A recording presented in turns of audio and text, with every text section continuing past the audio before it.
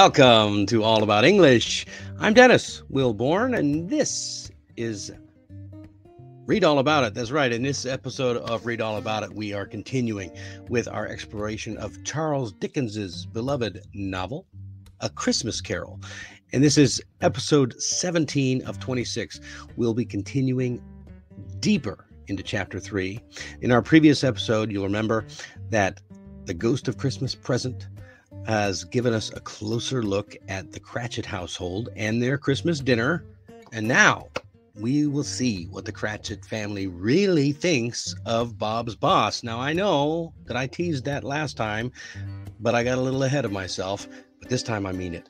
So grab your hot cocoa or coffee and join me on this exciting journey as we uncover the secrets of A Christmas Carol. Let's see what it's all about. Okay, here we are, the second of the three spirits, part 4, chapter 3, part 4. Okay, as always, jumping in with the vocabulary. First word is withered, which means thin and weak. It's an adjective, meaning it describes a noun. So, you used to be a withered little boy, but you have become so strong. Yeah, you mean take that 98-pound weakling and turning it into a strapping lad, right? Withered, thin and weak. Now, this one may come in handy if you ever get upset with someone and you want to share your opinion. Give someone a piece of one's mind. It means to tell someone off. It's a phrase that is used when you're upset and you want to tell somebody how you feel. Not in a good way. I'm tired of John always being late. I will give him a piece of my mind. Yeah, give me a piece of my mind. Yeah, you get the idea. All right. Odious is an adjective that means extremely unpleasant. We had an odious dinner. Really bad, huh? An extremely unpleasant dinner. The restaurant was crowded and the food wasn't good at all. Yeah, I hope you didn't pay for it. I hope it was not. Yeah. Have you ever been to a restaurant like that? I just hate restaurants that are just overcrowded and the food is no good. And it makes you wonder, why is it overcrowded? If the food's this bad, why are so many people here? It's odious. Anyway, stingy, not generous. An adjective. That's the present you want to buy her? That's the present you want to buy her? Oh, don't be so stingy. Come on, man. Break out the big bucks. Buy the diamond ring. Anyway. Stingy. Yeah, don't be stingy. Don't be greedy. Now, stingy is not the same as greedy. Stingy means you're not generous. It means you don't want to part with what you have and give it out to other people. That's stingy.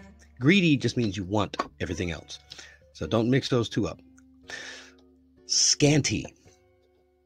Another adjective, scanty. Of clothes, it means very small and not covering much of your body.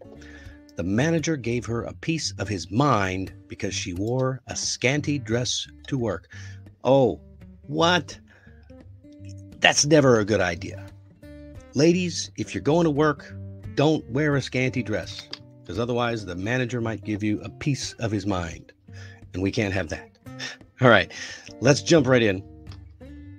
I'm going to change the music, give us a little more relaxed and mellow tone. How about we go with Oh, Holy Night? Ooh, isn't that nice? Okay.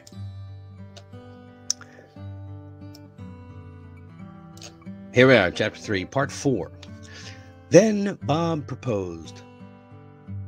Yeah, that's right. Remember, when we last saw them, they had just sat around in the circle, picked up dinner. They'd all sat around the fireplace in what Bob called a circle, and everyone had their drinks handed around. We've got fruit on the table, and everyone has a drink. Bob then proposed, "A Merry Christmas to us all, my dears.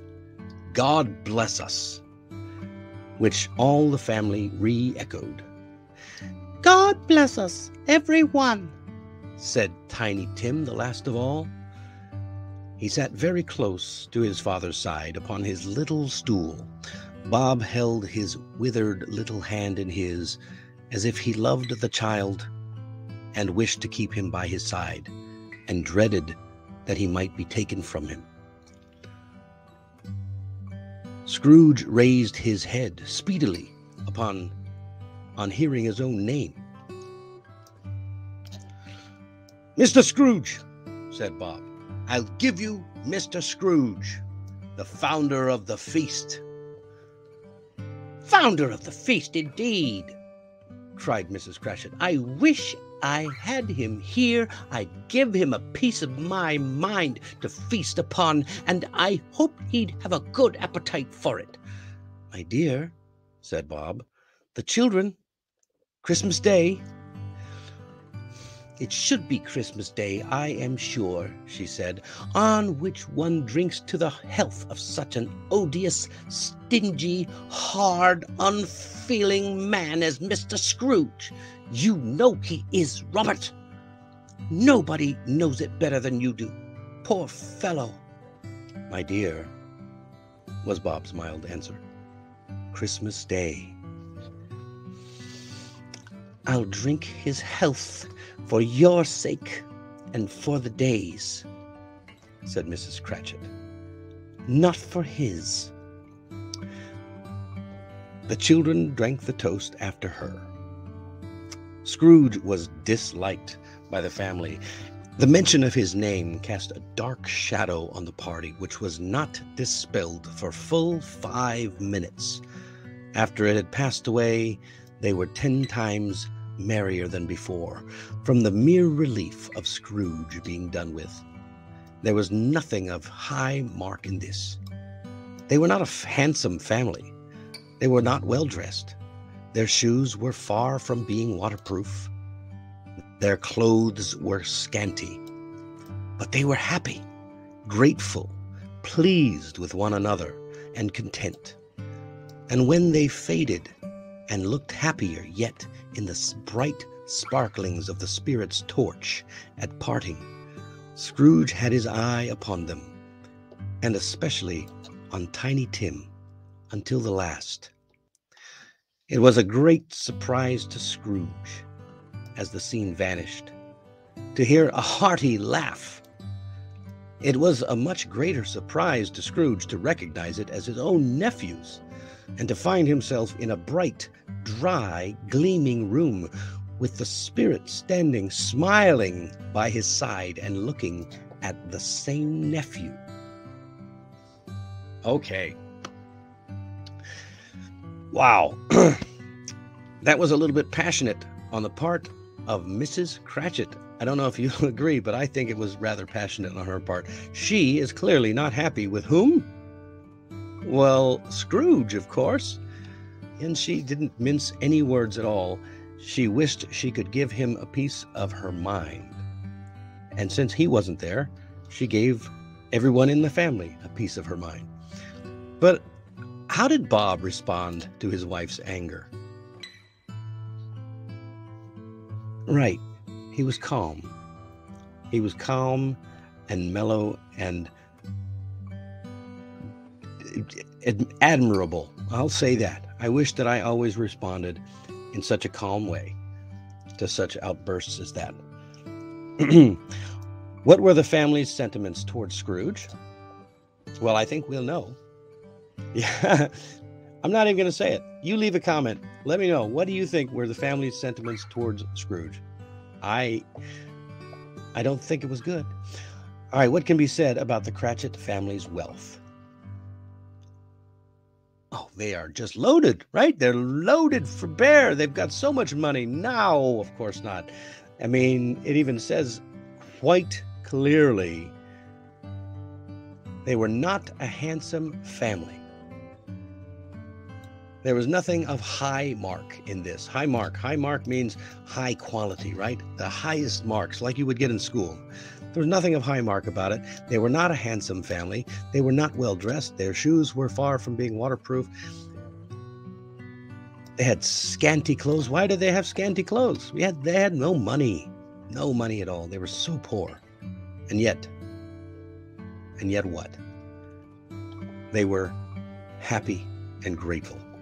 I think that's the most important thing to remember about this whole entire scene. If there's nothing else you remember about today's episode, remember, even the poorest among us can find happiness in even the smallest things, especially when we're with family.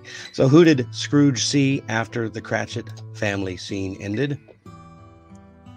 No, not at the end of the Cratchit family scene. He was looking at Tiny Tim. After that ended, and he's moving into the next scene. That's right.